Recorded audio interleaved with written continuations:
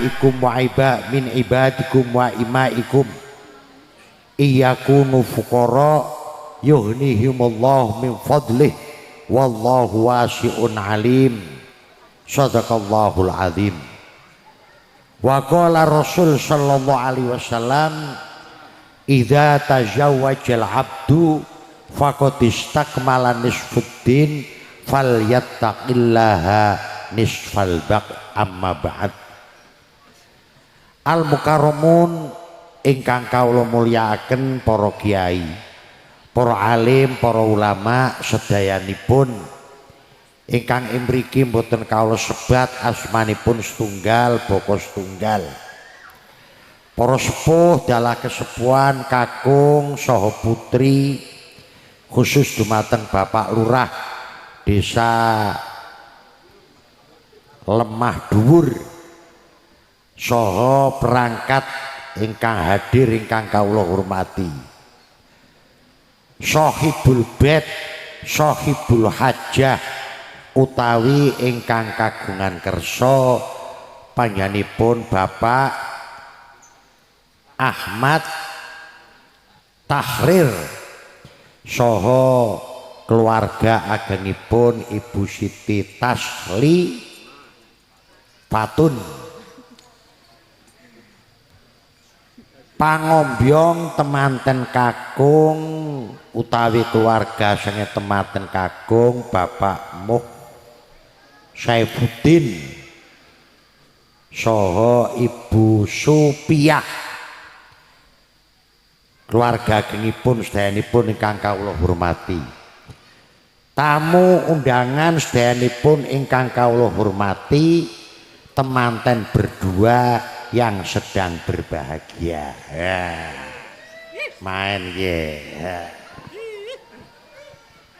Grup Hadroh dari Cikalan, dari Bulus yang kami banggakan. Alhamdulillah atas izin Allah Subhanahu wa taala. Wonten dinten papan wulan ingkang mubarokah. Kita saged sareng-sareng saged nderekaken wontenipun adicara ingkang agung inggih punika walimatul urus. Alhamdulillah acara saged melampah sesuai kalih rencananipun, boten nonton aral setunggal punapa. Mugia rahmat ingkang agung, anugerah ingkang kathah, saestu beto manfaat ingkang kathah, khususipun temanten kekalih. Muga-muga ndadekna temanten yang mawaddah warahmah, sakinah, barokah, istiqomah, Allahumma amin. Wontenipun walimatul urus, slametan temanten, jagung temanten, tentunipun wis dipun nikahaken. Ngapunten-ngapuntene ingkang kathah dumateng Bapak Tahrir, sing nurut rencana kula niku subuh kudu tekan kene. Tapi yo dilalah pun direncanakaken Allah taala orang ngersakake. Sing tangine kawanan, sing tamune jedal-jedul, udan maning Pak. Walah pun ora bisa banter, lewate lor kidul dalane ditutup kaya niku. Nggih wontenipun nderek bingah saestu. Nderek bingah, nderek mangayu bagya, nderek syukur, alhamdulillah sampun dipun ijabaken sah menurut aturan-aturan negara, sah menurut peranatan agami Islam. Setunggalipun kenikmatan ingkang ageng, Allahumma amin. Lah dinten niki saat niki jenenge walimatul urus, slametan manten jagong manten dijagongaken. Ganteng temen sira saiki ya, mantene lanang ganteng, matene wadon ayu, alhamdulillah. sedaya niku nek mboten kersane Gusti Allah mboten mungkin Gusti Allah ngersake dadi jodone.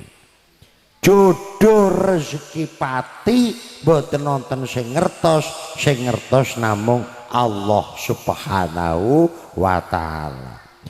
Kula yakin temanten kekalih niki mboten direncana arep dadi bojone. Ora duwe cita-cita ya ora, ngerti seneng dilamar ya gelem dadi kaya niku lah. Alhamdulillah. Ngendi ki omahe ki manten lanang? Kene bae. Hukana ngendi? Oh tangga desa, wis perek lah kecamatane Warasan. Padahal tunggal kecamatan. Wah niku suatu ngalikeun kenikmatan niku Pak Tahrir. Judune perek. Cobi mawon jenengan judune wong Cirebon ngenterak mumet. Utawa judune wong Kana Medion apa Pati Pekalongan. Walah pujang niku. Senajan ya pada santri tapi adoh. Memete apa sangune iring-iringe. Mula dipun syukuri alhamdulillah jodone perek. Katone padadene wong desa, padadene santrine, padadene satu aliran. Wis kepenak lah. Niki setunggalipun kenikmatan. Jodone seimbang. Mboten wonten sing ngertos. Nomor loro rezeki nggih mboten wonten sing ngertos. Nomor telu pejah pati nggih mboten wonten ingkang ngertos. Namung urusan jodoh karo rezeki ya kudu digolet. Kada diusahane aja meneng bae. Ya kudu kerja. Kudu golet lah. Kudu ikhtiar. Ikhtiar niku namung nggo lidafil toma. Namung sing pokok rezeki saking Allah Subhanahu wa taala. Kita namung usaha. Jodoh ya namung usaha. Oleh apa ora ngerti, akeh sithik ora ngerti. Tapi nek pati aja usaha ben mati mboten kenging lah. Ben mati mboten kenging. Tapi nek Gusti Allah ngersake ora bisa selak. Mboten saged kula panjenengan ngarani mboten bisa. Dadi nek pun dugi wajine fa innahu mulaqikum faturadduna ila alimil ghaib wasyahadah. Mati niku methoke jenengan kabeh. Mila mboten wonten sing ngertos namung Allah Subhanahu wa taala. Lah niki sapa arane Sohib Asnawi ya arane. Oh khotib nyong rapat. Oh ya khotib ya. Ya khotib. Khotib Asnawi. Sampeyan di bojo siye. Lah. Ngandani manten mawon nggih niki. Emut datang ngendikanipun Rasul sallallahu alaihi wasallam. Istausu binisaikum khairan fa inna nisaa fi amanatillah faqad istakhaltum furujahunna bi kalimatillah istausu binisaikum khairan. Ngerti jawabannya apa ora ki? Ya. Ngerti apa ora? Mboten kaya niku lah kepenak. Ngerti apa ora? Mboten ya. Aku wasiat karo lanang-lanang kabeh gawe bagus karo bojone. Ditresnani, dilus-lus, digemateni kaya niku. Niki setunggalipun amanat. Amanate Allah diparingi Bapak Tahrir wis gedhe sakniki titipno sampean. Titipan niku, titipan saka Allah dijaga saestu, dieman saestu niku titipan. Sampeyan halal karo bojone mergo bi kalimatillah, mergo entuk kalimat-kalimate Allah. Mula Kanjeng Nabi wasiat dateng lamang lanang kon gawe bagus karo bojone dewek kan kaya niku. termasuk puncak akhlake wong lanang ben wong wadon guyu ki puncak akhlake wong lanang puncak akhlake wong Islam niku nopo akhlak napa perilaku lan wong lanang sing pada ngebateni bojone akmalul mukminina imanan ahsanuhum khuluqa wa khiyarukum linnisaikum utama-utamane luwih sempurnane wong mukmin imane iman ingkang paling puncak wong sing ahsanuhum khuluqa wong sing apik akhlake apik prilakune karo sing sira kabeh lanang padha gawe bagus karo bojone pun ngoten mawon rasa akeh asale wong wadon nggih gadah hake wong wadon ya manut karo sing lanang bekti karo sing lanang derek karo sing lanang monggo Mas ngersakaken nggih rasa kesuwen kaya niku bae sing lanang ngahake netepi kewajiban hak-hake sebagai wong lanang sing wadon netepi hak-hake sebagai wong wadon dados sampun iku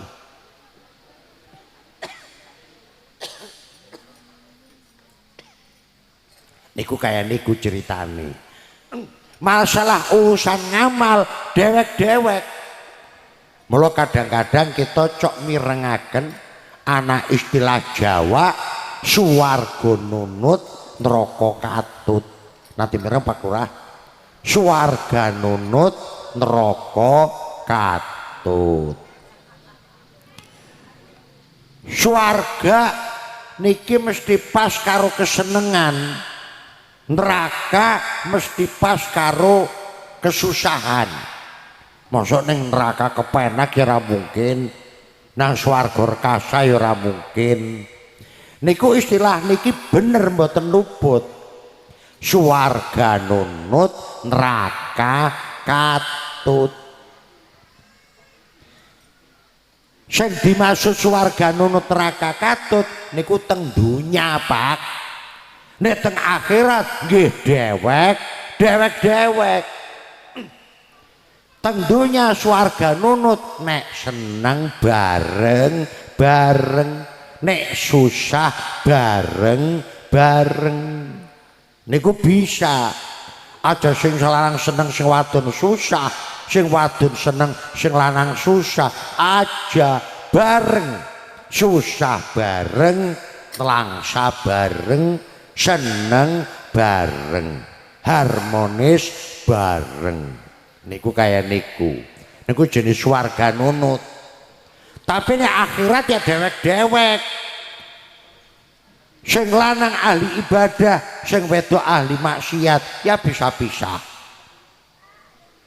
sing wadon ahli ibadah sing lanang ahli maksiat ya bisa-bisa tentunipun kepingin sarimbit dunya dumuginipun akhirat mila ya kudu ngibadah sareng bahkan nek wis duwe bojo nggih kudu langkung kentenge anggenipun ngibadah langkung kenceng anggenipun cecaket dhateng Allah taala ben dipun paringi berkah dunya berkah akhirat dadi nunute niku namung teng donya teng akhirat ora bisa nunut dewek-dewek donya niku pancen nggone nunut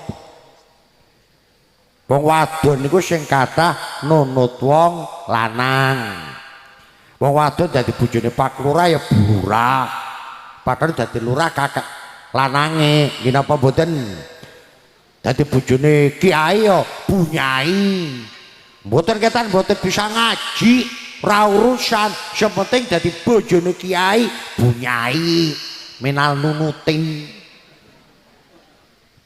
niku dunya lanangnya arane kimin ya bu kimin kayak niku Kemin Pak Kimin kayak bapake kaum anyar.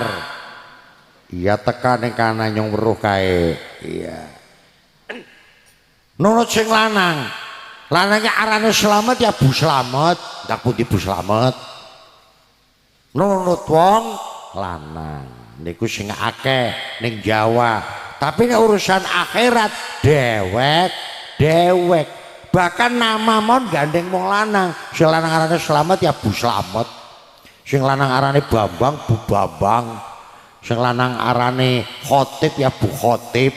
Nah kayak niku. Padahal arane Siti Nikmatul Khairun Nisa.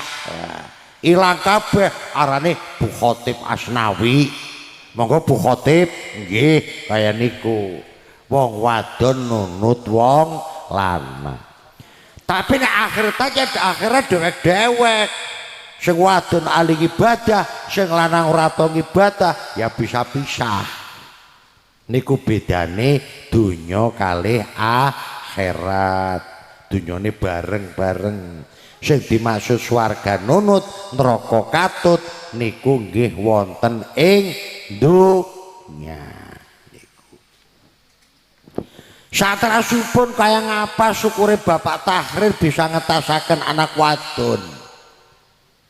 Mila termasuk nyicil ayem hake tiang sepuh ngentaske wong anak wadon. Atine ayem wa qalban syakiron walisanan dzakiron, lisan ing atase zikir datang Allah, wa badanan alal bala'i sabiron. Nomor 4 wa zaujatan sholihah alladzi wa zaujatan sholihah wa zaujatan sholihah allati napa niku sing saya hafdzatuhu fi nafsih wa malih, sing saged jagi bondone garwanipun utawa tinggalanipun. Niku diantare ngalamat-ngalamat sing kita urip seneng dunya dumuginipun wonten ing akhirat. Dadi wong lanang ku tugase sing penting tanggung jawab kalih garwane. Ngendikanipun Allah wa ashiruhunna bil ma'ruf, pada mergaulono sira kabeh lanang bil ma'ruf kelawan nggih. Ma'ruf niku saged bimakna luas.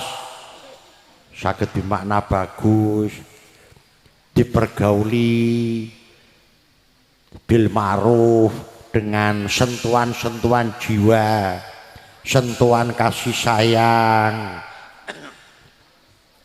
Mboten bil khairi, bacane bil ma'ruf.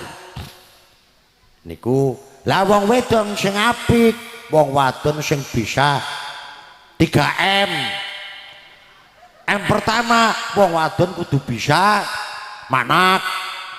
Dan manak mosok lanang sing manak ya ora lah wadon kayak niku.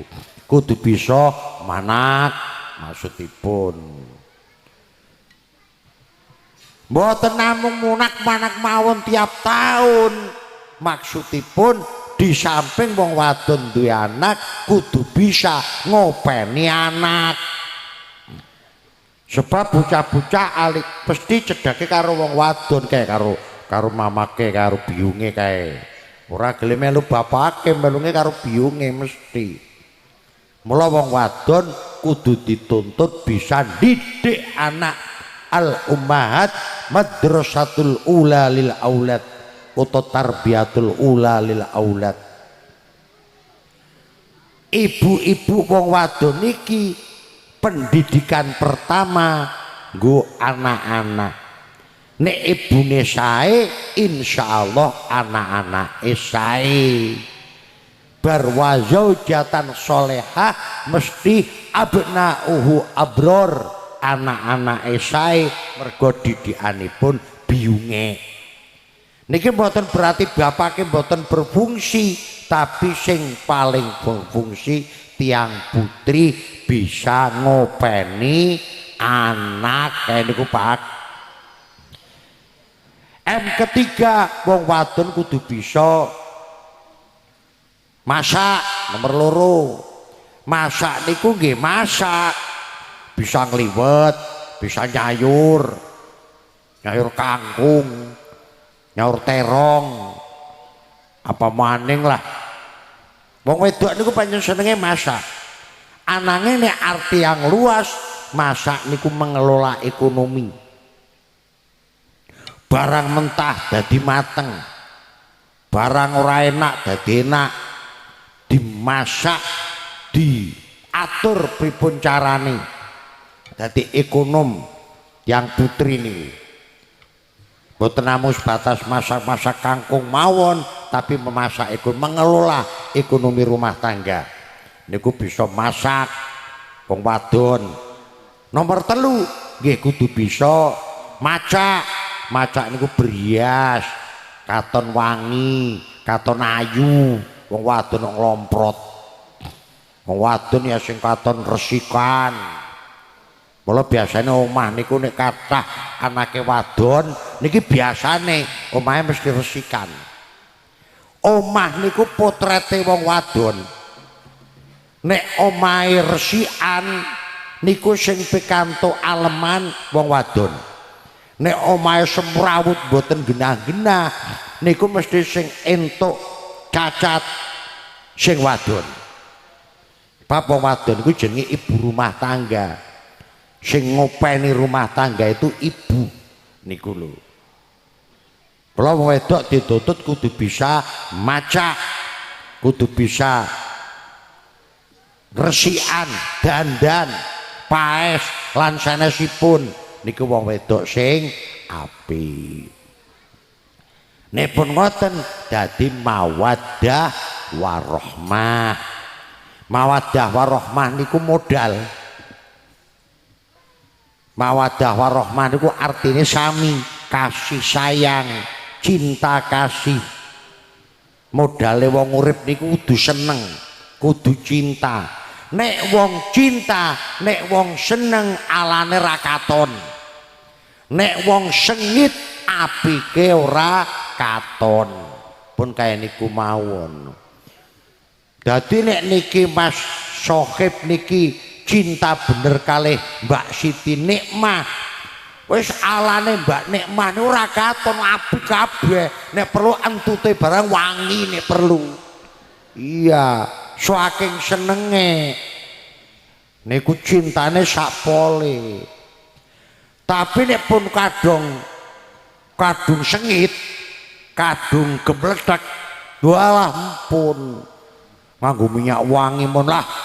Ambune ra enak. Mula kedah mawaddah warahmah niku modal cinta kasih. Ya kayak Mbak Siti wis kadung cintane karo Mas Sohib, ya wis ora ana wong lanang paling ganteng kejaba Mas Sohib. Nek dereng saged total kaeke bae lah. Nek kon total ya angel. Cari positifnya, cari kelebihannya. Mboten nonton wong sempurna. Gambilipun ngoten. Taruh bojo nyongke rupane elek, tua. Kan ora seneng, tapi gemati, loman, jokot lomane. Terus maning bojo nyongke apa galak tapi ayu.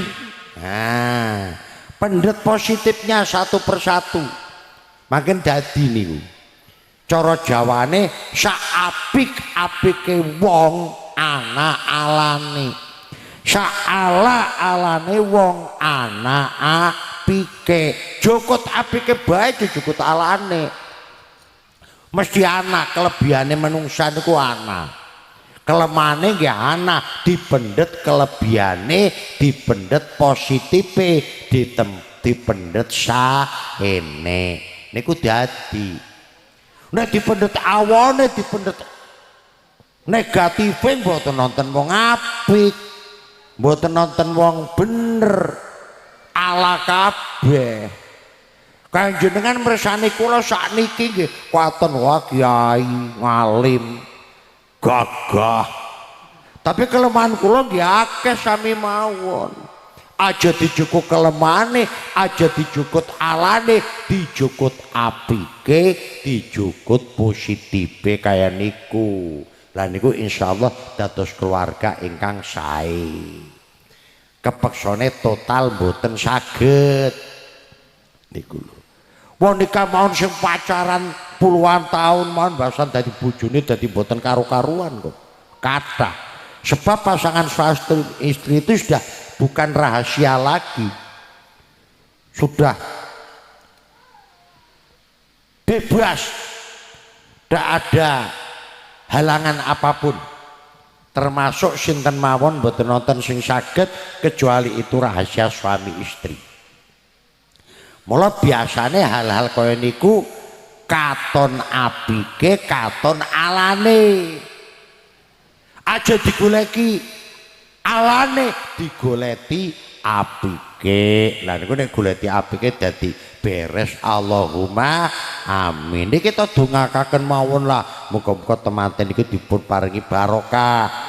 Barokah yuswane, barokah putra wayahe, barokah rezekine. Allahumma amin. Wis kabeh bae lah ngapa kesuwen-suwen manten ora usah suwi yo ndelok hadroh mon nggih.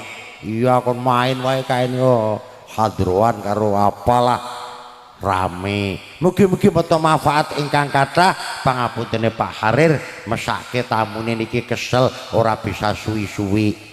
Al-Fatihah. A'udzubillahi minasyaitonir rajim. Bismillahirrahmanirrahim.